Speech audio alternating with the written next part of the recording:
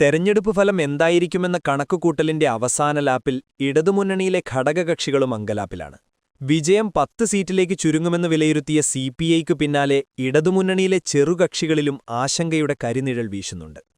24 സീറ്റുകളിലാണ് ഇക്കുറി പ്രധാന ഘടകകക്ഷികൾ മത്സരിച്ചതെങ്കിലും എത്ര സീറ്റ് ഉറപ്പിക്കാമെന്ന കാര്യത്തിൽ ആത്മവിശ്വാസത്തോടെയുള്ള മറുപടി പലരിൽ നിന്നും ഉയരുന്നില്ല. കടുത്ത മത്സരം, നേരിയ മേൽക്കൈ തുടങ്ങിയ പ്രയോഗങ്ങളിൽ അഭയം തേടുകയാണ് നേതാക്കൾ. ഘടകകക്ഷി സീറ്റുകളായ തിരുവനന്തപുരം, കോവളം, കാസർഗോഡ് അടക്കമുള്ളിടങ്ങളിൽ ഇക്കുറി ഇടത് സ്വതന്ത്രരെ മത്സരത്തിനിറക്കിയത് വിജയിക്കുമോ എന്നത് കണ്ടറിയണമെന്ന വിലയിരുത്തലുമുണ്ട്.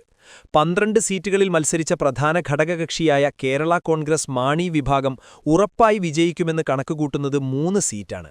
ചെയർമാൻ ജോസ് കെ മാണിയുടെ പാലായേക്കാൾ അവർ വിജയപ്രതീക്ഷയിൽ 1-ാം സ്ഥാനത്ത് നിർത്തിയിരിക്കുന്നത് എൻ ജയരാജ് മത്സരിച്ച കാഞ്ഞിരപ്പള്ളിയെ. മണ്ഡലത്തിന്റെ പൊതുസ്വഭാവം യുഡിഎഫിന് അനുകൂലമെങ്കിലും റാന്നിയിൽ പ്രമോദ് നാരായണൻ കട്ടയ്ക്ക് കട്ട എന്ന വിലയിരുത്തലുണ്ട്. ഇടുക്കിയിൽ റോഷി അഗസ്റ്റിന്റെ കാര്യത്തിലും ആശങ്കയുണ്ട്. Sebastian Kulathunkal, Poonjar, job Michael, Changanassery എന്നിവർ കടുത്ത മത്സരം നേരിട്ടതായാണ് വിലയിരുത്തൽ. പി.ജെ. ജോസഫ് മകൻ കൈമാറിയ തൊടുപുഴയിൽ ഇക്കുറിയും മാണി വിഭാഗം വലിയ പ്രതീക്ഷ പുലർത്തുന്നില്ല. പ്രചാരണത്തിൽ സിറിയാക് ചാഴകാടന് മേൽക്കൈ നേടാനായില്ലെന്ന വിലയിരുത്തൽ നേരത്തെ തന്നെ ഉണ്ടായിരുന്നു. പിറവത്തും പെരുമ്പാവൂരിലും ചാലക്കുടിയിലും ഇരിക്കൂറിലുമെല്ലാം സമാന സാഹചര്യമാണെന്നാണ് പാർട്ടിയുടെ വിലയിരുത്തൽ. വടകര, കൽപ്പട്ട, കൂത്തുപുറമ്പ് സീറ്റുകളിൽ മത്സരിച്ച ആർ.ജെ.ഡി. നേരിയ വിജയപ്രതീക്ഷ പുലർത്തുന്നത് കൂത്തുപുറമ്പിൽ പി.കെ. പ്രവീണിലാണ്. കഴിഞ്ഞ തവണ 9541 വോട്ടിന്റെ ഭൂരിപക്ഷത്തിൽ ജയിച്ചത് മുൻനിർത്തിയാണ് ഈ വിലയിരുത്തൽ.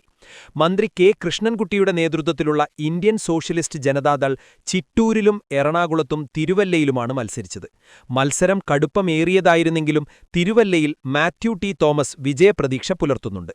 തെരഞ്ഞെടുപ്പ് രാഷ്ട്രീയത്തിൽ നിന്ന് പടിയിറങ്ങിയ കൃഷ്ണൻകുട്ടി വിജയിച്ച ചിറ്റൂരിൽ ഇക്കുറി അഡ്വക്കേറ്റ് കെ. മുരുകദാസ് കടുത്ത മത്സരമാണ് നേരിട്ടത്. എറണാകുളത്തും സമാനമാണ് സ്ഥിതി. പതിവായി 4-ാം സീറ്റായി ലഭിക്കാറുള്ള കോവളത്ത് ഇക്കുറി തർക്കത്തെ തുടർന്ന് ഇടത് സ്വതന്ത്രൻ ജനവിധി തേടിയതിനാൽ വിജയിച്ചാലും അത് ISJDയുടെ ക്രെഡിറ്റിൽ വരില്ല. NCPക്കായി മന്ത്രി AK ശശീന്ദ്രൻ മത്സരിച്ച എലത്തൂരിലും തോമസ് കെ. തോമസ് മത്സരിച്ച കുട്ടനാട്ടിലും കാര്യങ്ങൾ അത്ര എളുപ്പമല്ലെന്ന് നേതാക്കൾ തന്നെ സമ്മതിക്കുന്നുണ്ട്.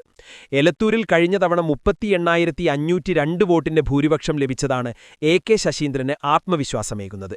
എന്നാൽ പാർട്ടിക്കുള്ളിൽ നിന്ന് തന്നെ ഉയർന്ന എതിർപ്പ് ഇത്തവണ ആശങ്കയുയർത്തിയിട്ടുണ്ട്. കുട്ടനാട്ടിൽ രാഷ്ട്രീയ സാഹചര്യങ്ങൾ കഴിഞ്ഞ തവണത്തേക്കാൾ സങ്കീർണമായത് വെല്ലുവിളിയാണ്. കോൺഗ്രസ് എസിന്റെ സിറ്റിംഗ് സീറ്റായ കണ്ണൂരിൽ മന്ത്രി കടന്നപ്പള്ളി രാമചന്ദ്രനും കേരള കോൺഗ്രസ് ബിയുടെ സിറ്റിംഗ് സീറ്റായ പത്തനാപുരത്ത് മന്ത്രി KB ഗണേഷ് കുമാറും വിജയിക്കാൻ അല്പം വിയർക്കേണ്ടിവരുമെന്ന കണക്കുകൂട്ടലാണ്. RSP ലെനിനിസ്റ്റ് പ്രതിനിധിയായി കോവൂർ കുഞ്ഞുമോൻ മത്സരിച്ച കുന്നത്തൂരിലും രാഷ്ട്രീയ സാഹചര്യങ്ങളിൽ മാറ്റമുണ്ട്. കോഴിക്കോട് സൗത്തിൽ INL വിജയപ്രതീക്ഷ വെച്ചുപുലർത്തുന്നുമുണ്ട്.